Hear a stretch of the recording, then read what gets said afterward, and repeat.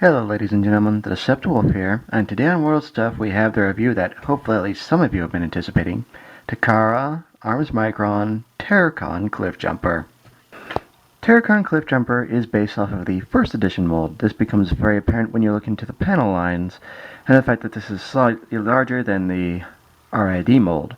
However, due to the fact that they've had to recast this figure in translucent purple plastic, very nice, the Micron ports, which were also cast onto the figure, are actually far more cohesive than some of the other ones on the other RID figures.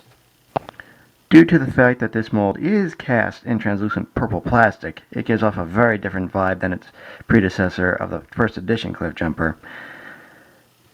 You look at this thing in real life, Stranger Danger is one thing, but a dark purple sports car with blacked out windows, if that's not an international sign for Runaway, I'm not too sure what is. Let's take a moment here to take a look at the Micron that came with the figure itself, as this is one of the selling points of the line. Jiro, Terrorcon Cliffjumper's Micron, is a very interesting little figure. When we look at his weapon modes, we definitely see something reminiscent of a chain claw. Of course, you can also fold it out like this for something like an axe. Both melee weapons, which, given the context of the fact that Terrorcon Cliffjumper is something of a zombie, does make sense, but it's still a little creepy. Moving on to Jiro's transformation, although I guess a more accurate name for him would be Ravage, since that's what he seems to resemble to me. He is, after all, a cat-like creature. It is very simple, and does get the job done.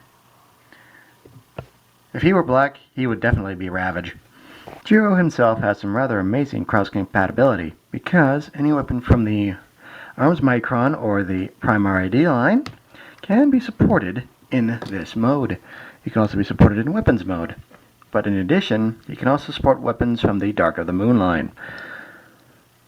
So you can make this look as crazy as you'd really like. That about covers Jiro. Let's move back on to Cliffjumper himself. His zombie self. I mentioned before that Cliffjumper had blacked out windows. These are actually stickers. One of the intriguing selling points of the Arms Micron line is that instead of paint apps, you had to apply stickers to the figure itself as well as the minicon.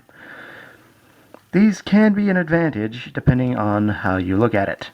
If you're somewhat a bit more inclined towards making your own figure, or making them look a lot better, you might skip it and go for paints.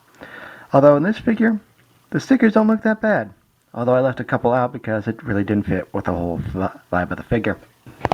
Time for a little bit of comparison to the Prime RID figure itself. I'm certain you've seen this several times with the regular first edition, but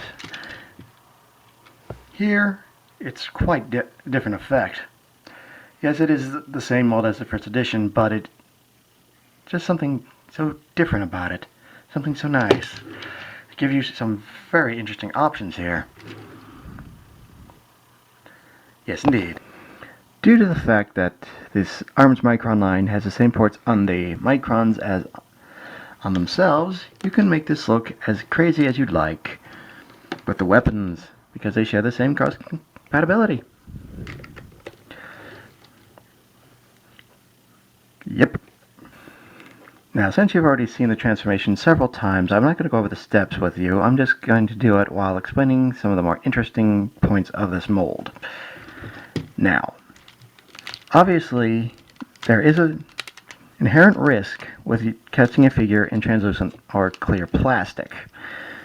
I haven't yet had this problem of breaking or have it become brittle on me, but it is something to watch out for if you are an enthusiast of such plastic. Another interesting point is that aside from the molding and the new of the Micron ports and in the new plastic, there seem to be very few discernible differences between this one and the first edition version.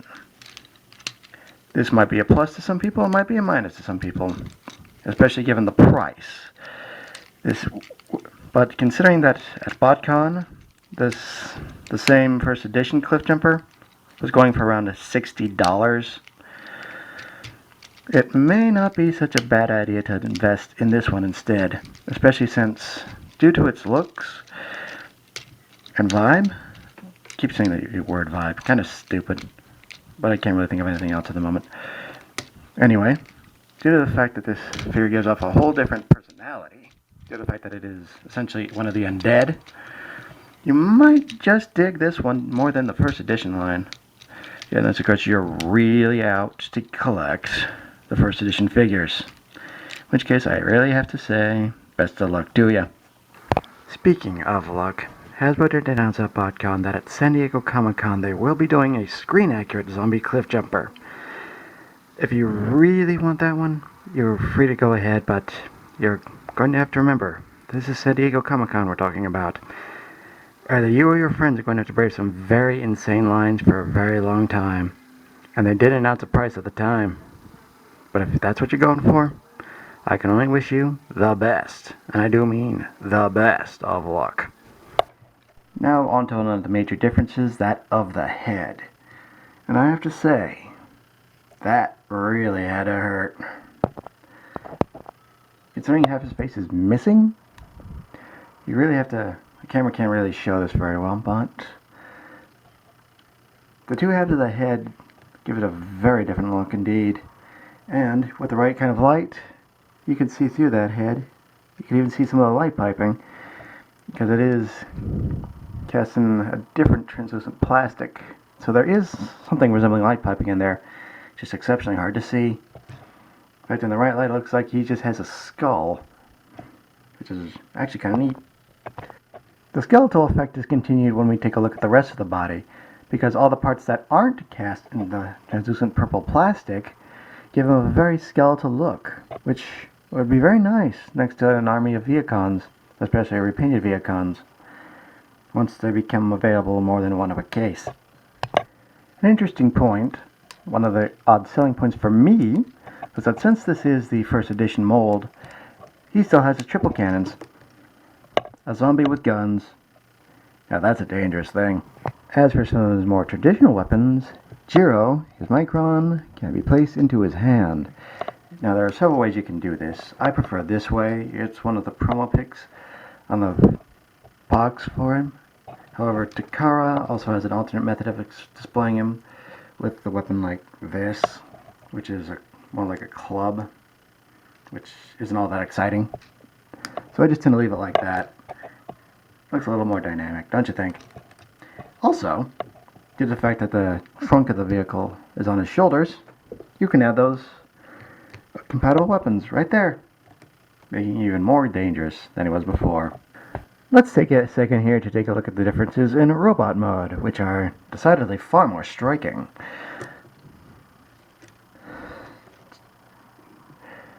Yep. Say hello to your future, Cliffjumper. Ugly, isn't it? I may not have mentioned the steps in the transformation, but I would definitely be remiss if I did not mention the articulation on this figure. Head is on a ball joint, somewhat limited due to its design. Ball jointed shoulder. Swivel joint on the upper arm with a double joint for the elbow. No waist joint, but you probably already knew that. 90-degree tilt on the knee. Ball joint on the hips. And slight ankle joint on the feet. So you can get this guy in some very interesting poses, chasing after either Autobots or even Viacons. That about does it for this review. Now, if you excuse me, I'm gonna go find something to place this guy in, something nice and thick. Because after all, zombies love to make company.